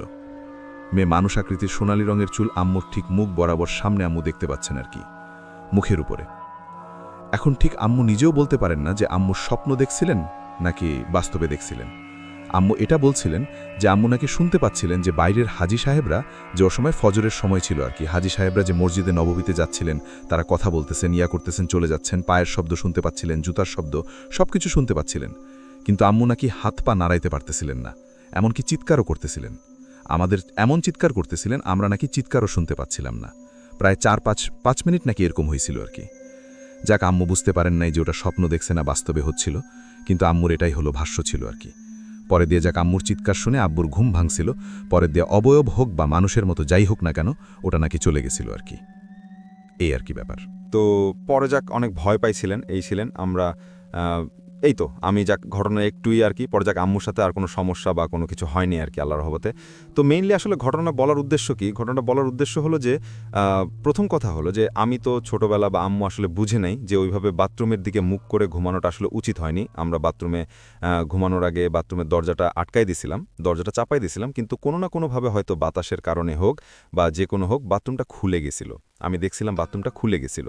তো আসলে মেইন বলার উদ্দেশ্য হলো যে হ্যাঁ, এখানে বাথরুম হলো খুবই খারাপ জায়গা, সেখানে যেখানেই থাকুক না কেন। মসজিদের নববী আমরা জানি যে একটা পবিত্র জায়গা, যেটা জায়গার জন্য আমাদের প্রিয় নবী হযরত মুহাম্মদ সাল্লাল্লাহু আলাইহি ওয়াসাল্লাম দোয়া করে গেছেন যাতে করে একটা উর্বর একটা জমি হয় আর কি, উর্বর একটা স্থান হয়। তো এই পবিত্র স্থানেও আসলে বাথরুম হলো একটা অপবিত্র জায়গা, স্বাভাবিক এটা, হাদিস দ্বারাও প্রমাণিত। এবং বাথরুমে জিন থাকে, আমরা যখন বাথরুমে প্রবেশ করি সবসময় দোয়া পড়ে প্রবেশ করি যে আল্লাহুম্মা ইন্নী আউযুবিকা মিনাল খুবুসি ওয়াল খবাইস, সেটা হলো যে হে আল্লাহ আমি খবিস জিনের হাত থেকে রক্ষা পানা চাচ্ছি আর কি, এই দোয়া পড়ে আমরা প্রবেশ করি। তো মেইনলি আসলে ব্যাপারটা হলো যে আম্মুর আসলে ওই দিন ওভাবে বাথরুমের দিকে মুখ করে ছোঁয়া উচিত হয়নি। আবার দ্বিতীয় কথা হলো যে স্বাভাবিকভাবে আম্মুর চুল বাঁধা ছিল না, চুল খুলে শুয়েছিলেন আর কি। এটাও একটা জিনদের দ্বারা ইফেক্ট পড়ে আর কি। এটা সত্য যে ওদিন হয়তো কোনো একটা খারাপ জিনের কবলে আম্মু পড়ছিল বা কিছু হয়েছিল, আল্লাহ ভালো জানেন। তবে কিছু একটা হয়েছিল যেটা বুঝি আর কি, ওভাবে বাথরুমের দিকে মুখ করে এটা উচিত হয়নি। এটা আসলে সবাইকে সাবধান থাকা উচিত, যত যাই হোক, কখনো বাথরুম বরাবর হোক, বা অনেকেই কাজ করেন যে বাথরুমটা কি করেন এমনভাবে সঞ্জে ঘুম থেকে চোখ খুললেই দেখতে পারেন যে সামনে বাথরুম আছে। এটা আসলে করা উচিত না আর কি, আমার মতে আর কি। আর ঘুমানোর আগে দোয়া পড়া উচিত, বাথরুমের দরজা টরজা সব কিছু আটকে দেওয়া উচিত আর কি। অনেকে আমি ভূত এফএমেও শুনছি এর আগে ঘটনা, যে এরকম বাথরুমের দরজা খোলা থাকে, হঠাৎ করে দেখে যে বাথরুমের ভিতরে খারাপ কিছু দেখতেছে বা এরকম কিছু হয় আর কি। তো আমার মনে হয় কি যখন ঘুমানোর আগে বাথরুমটা লক করে দেওয়াই আসলে উচিত আর কি। বাকিটা আল্লাহ ভরসা, ইনশাল্লাহ সব কিছুই আল্লাহর মালিক। তো এই আর কি মেইনলি আসলে ঘটনা ছিল আর কি। তো যদিও ঘটনা অত ভয়ঙ্কর ওখানে কিছুই নাই আর কি, তবে আমার আম্মুর সাথে যা ঘটছে তাই আর কি, বানায় কোনো কিছু বলি নাই, বলার কিছু নেই। এটা একটা আশা করি শিক্ষণীয় ঘটনা। আমি একটি অডিও ক্লিপে যাব, আশা করছি এই অডিও ক্লিপটিও আপনাদের ভালো লাগবে। চলুন শুরু করি। আসসালামু আলাইকুম ভাই, আশা করি ভালো আছেন। আপনি সবসময় ভালো থাকলে। আমি ইমরান পিয়াস থেকে বলছি, এটা আমার ফার্স্ট ঘটনা। যদি ভালো লাগে অবশ্যই এই ঘটনাটা শেয়ার করবেন। তো কথা না বাড়িয়ে আমি সরাসরি ঘটনায় চলে যাচ্ছি। তো ঘটনাটা আমার বাবা এবং আমার মামাকে কেন্দ্র করে। তো ঘটনাটা হচ্ছে আমার বোন যখন জন্মগ্রহণ করে, ঘটনাটা আপনার 2000 থেকে 2001 সালের মাঝামাঝি এরকমই হবে। তো ওই সময়টাতে এমন কোনো ল্যান্ড ফোন বা মোবাইল ছিল, মানে হাত গোনা কয়েকজনের কাছে, তো আমার বাবার কাছেও ছিল না ফোন। তো আমার নানা বাড়িতেও সেরকম ফোনের ব্যবস্থা ছিল না। ফোনের ব্যবস্থা বলতে কি বলবো, আমার নানা বাড়িতে কারেন্টও ছিল না ওই সময়, বিদ্যুৎ আর কি। তারপর বোন জন্মগ্রহণ করার পরে আমার বাবাকে বলার জন্য, মানে খবর দেওয়ার জন্য আমার বাবা আসে গ্রাম থেকে। তো আমার বাবা ছিল একজন ব্যবসায়ী। তো আমার বাবা এসে তখন আমার বাবাকে এই ঘটনাটা বলে যে মেয়ে হয়েছে আপনি তো আমার বাবা শোনার পর অনেক খুশি হয়। আর এটা ছিল আমার বাবার দ্বিতীয় সন্তান, অর্থাৎ আমি প্রথম, আমি বড়, তারপর আমার বোন হয়, আমার বোন জন্মগ্রহণ করে। তো খবরটা শোনার পরে তো বাবা অনেক খুশি হয়ে যায়, এবং আমার বাবার যে ব্যবসা ছিল ওখানে যারা কাজ করতো সবাইকে বাবা মিষ্টি খাওয়ায়। তো বাবা বলে যে তাহলে কি করবেন ভাই, দুলা ভাই তো চলেন যাবেন এখন নাকি, কি করবেন? তো আমার বাবা যেহেতু ব্যবসা করতো, তো বাবা বললো যে যাবো তো অবশ্যই। তো বাবা যাবো তো অবশ্যই, তো করো তো, মানে আমার বাবা ব্যবসা করতে করতে বললো যে এখন যেহেতু সকাল 12টা বাজে বা দুপুর 12টা বাজে, তো আমাদের বাড়ি থেকে স্টেশন ছিল 5 মিনিট দূরত্ব। তো বাবা বললো যে 6টায় ট্রেন আছে, তো 6টা ট্রেনে দুজন চলে যাবো রে, তুমি আপাতত এখানেই থাকো, আর আমি কাজগুলো সবাইকে বুঝাই দিয়ে তারপরে ফ্রি হয়ে তারপর যাবনি। তো বাবা বললো ঠিক আছে, সমস্যা নাই, তাহলে আপনি কাজ করেন, বুঝাই টুঝাই একসাথে বিকালে যাওয়া যাবে। তো যথারীতি বাবা সারাদিন তার ব্যবসার কাজ টাজ সব কিছু শেষ করে সবাইকে বুঝাই টুঝাই দিয়ে 6:30টার দিকে মানে গুডাউন থেকে বের হয়ে এখন আমার বোনকে দেখার উদ্দেশ্যে মাছ, মিষ্টি, পান, সুপারি এগুলো যা যা কেনা দরকার সব কেনাকাটা করে। কেনাকাটা করে 6টা বাজার 10 মিনিট আগে স্টেশনে যায়।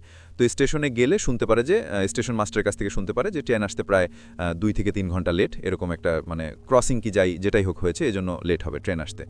তো ট্রেন লেট আসার কথা শুনে আমার মামা এবং বাবা সিদ্ধান্ত নেয় যে তারা বাস স্ট্যান্ডে যাবে এবং বাসে করে আমার নাড়াবাড়ির উদ্দেশ্যে যাবে। তো তারা বাস স্ট্যান্ডে যায় এবং গিয়ে শুনতে পারে যে যে শ্রমিকদের কি জানি একটা ঝামেলা হয়েছে, যার কারণে বাস আজকে আর যাবে না, বাস স্টপ বন্ধ আজকের জন্য। তো যে এখন কিছু করার নাই, ওটাই লাস্ট ভরসা, ট্রেন এখন লেট করে আসলে ওটাতে যেতে হবে। তো যার কারণে বাবা বাসায় চলে যায়। বাসায় চলে যাওয়ার পরে 2-2.5 ঘন্টা রেস্ট করে তারা রাত 9টার দিকে স্টেশনের উদ্দেশ্যে যায়, শুনে যে ট্রেন আসতে আরও 1 ঘন্টা সময় লাগবে। তো যাই হোক, যথারীতি ট্রেন 10টার দিকে স্টেশনে আসলে পরে এবং বাবা এবং মামা ট্রেনে উঠছে, আধা ঘন্টা পরে ট্রেন ছাড়ছে। তো সিরাজগঞ্জ স্টেশন থেকে সরল স্টেশন যাইতে ট্রেনে প্রায় 1 ঘন্টার মতো সময় লাগে। তো কপাল খারাপ হলে যা হয়, তাদের ক্ষেত্রেও তাই হয়েছে। তে ওনারা আবার ক্রসিংয়ে পড়ে প্রায় আধা ঘন্টা 1 ঘন্টার মতো ক্রসিংয়ে থাকে। ক্রসিংয়ে থাকার পরে যথারীতি রাত 11:30 কি 12টা এরকম সময় তারা সরলবি স্টেশন গিয়ে নামে। তো রাত 11:30, গ্রাম, অনেক রাত। তারপর হচ্ছে ওই সময় তো যোগাযোগ ব্যবস্থা এতটুকু ভালো ছিল না। তো যাই হোক, বাবাদের স্টেশনে 1-2জন হয়তো যাত্রী নামে, আর ওটা লোকাল ফ্যান ছিল, তো যার কারণে যে যাত্রীগুলো নামে তাদের বাসাও খালি সরল স্টেশনের আশেপাশেই ছিল। তো ওনারা জিজ্ঞেস করে যে আপনারা কোথায় যাবেন? তো আমার বাবা এবং বাবা বলে যে আমরা অমুক জায়গায় অমুক গ্রামে যাব। তো তারা বলে যে রাস্তা দিয়ে যাবেন, রাস্তাটা তো অতটুকু ভালো না। তো তারপরে আমার সামনে কবরস্থান আছে, অন্ধপুকুর আছে, আর ঘটনাটা আপনার এই অন্ধপুকুর নিয়েই। আর এই অন্ধপুকুরের এরিয়াটা হচ্ছে, অন্ধপুকুরটা যেখানে অবস্থিত ওই জায়গা থেকে আমার নানার বাড়িটি যেতে প্রায় 1 কিলোর মতো রাস্তা। আমার 1 কিলো দূরত্ব অন্ধপুকুর থেকে আমার নানার বাড়ি। আর অন্ধপুকুরটার নামকরণ হচ্ছে একটা জমিদারদের পুকুর ছিল, অন্ধপুষ্কুনি বা অন্ধপুকুর যেটাই বলি না কেন। ওই পুকুরটা হচ্ছে আগেকার জমিদার বাবু যেটাই বলি ওনাদের আমলে খুঁটা হরণ করছিল, তারা গোসল বাসল করছে ওখানে আর কি। যাই হোক, তো পুকুরটা অনেক ভয়ঙ্কর এবং অনেক কাহিনী আছে পুকুর নিয়ে। তো শুনেছি যে জমিদাররা যখন ওখানে থাকতো, যে আর ওই জমিদাররা দিনের বেলাতে ওই জমিদারের যে এরিয়া আর কি, ওই এরিয়া দিয়ে যদি কেউ স্যান্ডেল পাই দিয়ে যেত, তাদের কঠোরতা অনেক খারাপ খারাপ শাস্তি দিত। এরকম হইলে তারা ওই মানুষকে পুকুরে মানে হত্যা করে আর কি পুকুরে ফালাই দিত, এরকমও শুনেছি। তো সত্য মিথ্যা আমি জানি না, বলে আবার নানা দাদাদের মুখ থেকে শোনা। তো যার কারণে ওই পুকুরটা একটা অভিশপ্ত পুকুরের, মানে সবাই বলে যে ওটা একটা অভিশপ্ত পুকুর। তো পুকুরটা এখনও আছে রাসেল ভাই। তো আমি যদি দালাবাড়ি কখনো আবার যাই, অবশ্যই আপনাকে আমি ছবি তুলে শেয়ার করব। আর এটা আমার ফার্স্ট স্টোরি, যদি ভালো লাগে অবশ্যই শেয়ার করবেন।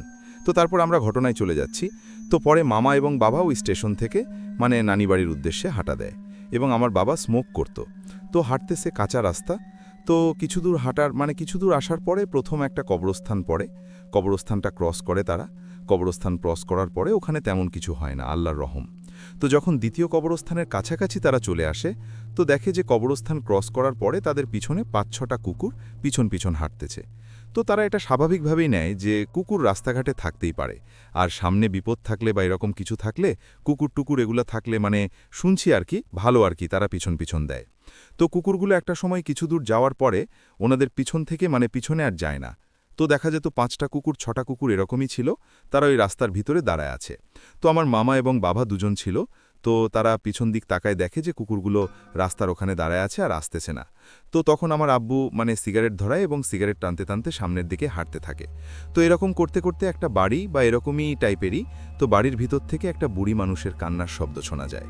তো বুড়ি মানুষ বৃদ্ধ মানুষ কান্না করলে যেরকম শব্দ ওরকম শব্দ আসে। তো বাবা ওটা বুঝতে পারে হালকা যে অস্বাভাবিক কিছু হইতে পারে বা এরকম। তো তারা দুজন, আমার বাবা প্রচণ্ড সাহসী ছিল, তো মামার হাত ধরে দুজন হাঁটতেছে। তো কিছু সময় হাঁটার পরে তারা দেখতে পায় যে সামনে মানে আমার বাবাদের এবং বাবার থেকে প্রায় 30-40 হাত সামনে একটা অবরবের মতো মানে সাদা কাপড় রাস্তার এপাশ থেকে ওপাশে চলে গেল, মানে সেকেন্ডের ভিতরে।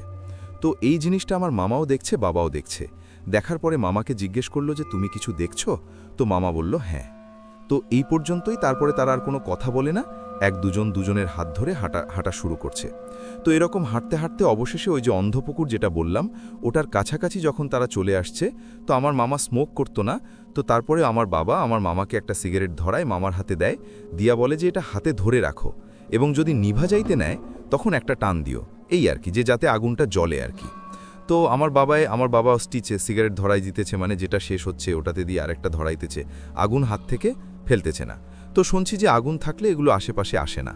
তো যখন অন্ধপুক্ষুনির মাঝামাঝি চলে আসছে, তখন দেখে যে পুকুরের ভিতরে 5-7 জন গোসল করলে যেরকম একটা শব্দ বা কথা গোলাহল এরকম আসতেছে। তো তত রাত তো রাসেল ভাই গোসল তো দূরের কথা, ও পুকুরের আশেপাশেও কারো থাকার কথা না। তো যাই হোক, আমার মামা এবং বাবা দুজন জিনিসটা খেয়াল করছেন। তো যাই হোক, তারা অন্যদিক না তাকিয়ে শুধু সামনের দিকে হাঁটতেছে। তো পিছন থেকে প্রথমে একটা বিড়াল কান্না করলে যেরকম শব্দ বা ওরকম টাইপের কিছু একটা শুনছে, তারা শুনেও পাত্তা দিতেছে না। তো পুকুরটা রাসেল ভাই অনেক বড়, প্রায় 3 বিঘা জমির উপরে পুকুরটা হরণ করছে। তো তারপরে তারা যখন মাঝামাঝি থেকে মানে প্রায় 2 ভাগের আর 1 ভাগ আছে এরকম পর্যায়ে, পিছন থেকে তারা হুট করে শুনতে পায় যে মাছ আর মিষ্টিটা থুয়ে যা, তোদের কিচ্ছু বলবো না। তো এরকম 2-3 বার বলে। তো তারা পিছনে কেউ টাকাইতে সাহস পাচ্ছে না। তো পিছন থেকে স্টিল শব্দটা আসতেছে। তো তারপরে দেখে যে মানে শব্দটা তো আসতেছেই, এবং হুট করে দেখে যাদের বাম পাশে ডান পাশে মানে বামন টাইপের, অর্থাৎ 2 থেকে 2.5 ফুট লম্বা এরকম স্বাভাবিক শরীর বা হাত পা সবই আছে, কিন্তু শরীরের থেকে মাথাটা অনেক বড়। এরকম প্রায় 8-10 জনের মতো তাদের 2 সাইডে তারাও হাঁটতেছে, কিন্তু তাদের দূরত্ব ছিল প্রায় 10-15 হাত। তারা বলতেছে যে মাছ আর মিষ্টিটা দিয়ে যা, আমরা অনেক ধরে কিছু খাই না, তো মাছ আর মিষ্টিটা দিয়ে যা, আমরা তোদের কিচ্ছু বলবো না, এরকম মানে বলতেছে। তো আমার বাবা, আমি আগেই বলছি যে উনি সাহসী ছিল। তুনি ওনার মতো সিগারেট টানতেছে এবং বাবাকে শক্ত করে ধরে নিয়ে হাঁটতেছে। তো একটা পর্যায়ে দেখে দাদা তাদের পিছু ছাড়তেছে না আর কি, তাদের সাথে সাথেই যাইতেছে। তো তো একটা পর্যায়ে আমার মামা এবং বাবা দুজনেই জোরে দৌড় দেয় সামনের দিকে এবং প্রায় বসত বাড়ির কাছাকাছি প্রায় পৌঁছায়ও আসছে। তো দেখা যাইতেছে যে সামনে বাড়ি ঘর আছে। তো তারা দৌড় দিয়ে একটা বাড়ির পাশের ভিতরে ঢুকে তারা বাড়ির ভিতরে ঢুকছে গ্রামে অনেক রাত। তো ডাকার পরে ওনারা দরজায় ডাক দিছে যে বাড়িতে কেউ আছেন নাকি, যদি থাকেন তাইলে একটু বাইরে আসেন। তো রাসূল ভাই যখন তারা দুজন এরকম অবস্থায়, তখন যে বাড়িতে গেছেও বাড়ির লোকজন সবাই বাইরে বের হয়ে আসছে এবং মহিলা পুরুষ যারা ছিল বাড়িতে সবাই বের হইছে। বের হওয়ার পরে বলতেছে, আপনারা কোথায় যাবেন, কোথার থেকে আসছেন, এরকম জিজ্ঞেস করছে। জিজ্ঞেস করার পরে ওনারা বলছে যে আমরা অমুক জায়গার থেকে আসছি, অমুক জায়গায় যাব। তো তারা বলছে, এত রাতে ওদিক থেকে আসলেন কিভাবে, তো রাস্তা তো ভালো না। তো তখন আমার বাবা সব কাহিনী বলছে। বলার পরে ওনারা দোলাদের পানি খাতে দিছে। পানি টানি খাওয়ার পরে একজন একটু ঝাড়া দেয় আর কি, ওই গোজা টাইপের এরকম আর কি যেটা বলে, ওনারা ঝাড়ফুঁক দিছে। ঝাড়ফুঁক দেওয়ার পরে ওনারা বলছে যে ঠিক আছে, আপনারা যেখানে যাবেন তো ওখানে তো বেশি দূরে না, তো তারপরও যেহেতু অনেক রাত হয়ে গেছে, ভয় হতে বেশি সময় লাগবে না, আপনারা আমাদের বাড়িতে রাতটা কাটান, সকালে না হয় চলে যায়েন। তো আমার বাবা বলছেন, না, আমাদের এখনই যাইতে হবে, তো যদি পারেন না হয় আমাদের একটু আগায় দিয়ে আসেন। তো লোকগুলা ভালো ছিল, ওনাদের আল্লাহ ভালো করুক। তো যাই হোক, ওনারা ওনাদের বাড়ির ছেলে যারা ছিল প্রায় 4-5 জন এবং আমার বাবা এবং মামাকে পাঠের শোলাতে আগুন ধরিয়ে একদম বাড়ি পর্যন্ত আগুন জ্বালিয়ে তাদের আগায় দিয়ে আসছে একজন, একদম বাবা নানার বাড়িতে পৌঁছায় দিয়ে আইছে। তো তারপরে ওনারা চলে আসার পরে এবার বাড়িতে সবাই, নানার বাড়ির গ্রাম সবাই ঘুমায়া ছিল। পরে যে মা বাবা ডাইকা উঠাইছে সবাইকে, তো নানা নানি উঠছে, ওঠার পরে সব কাহিনী বিস্তারিত শুনছে। শোনার পরে ওনারা বলছে যে তো এত রাতে আসার কোনো দরকার ছিল না, কালকেও আসতে পারতাসুস, যেহেতু চলে আসছে আল্লাহ ভালো মতো নিয়ে আইছে। তো পরে ওনাদের ঝাড়ফুঁক ঠাড়ফুঁক দেওয়া আবার নানি নানি করে দিল, দিয়া গোসল টোসল করাইয়া একদম অজু টুজু করাইয়া পরে ঘরের ভিতরে উঠাইছে। তা আল্লাহর রহমত, তারপরে আমার মামা এবং বাবার আর তেমন কিছু হয় নাই রাসূল ভাই। তো আমার গল্পটা, ঘটনাটা এরকমই এক পর্যন্তই ছিল। যদি ভালো লাগে অবশ্যই শেয়ার করবেন।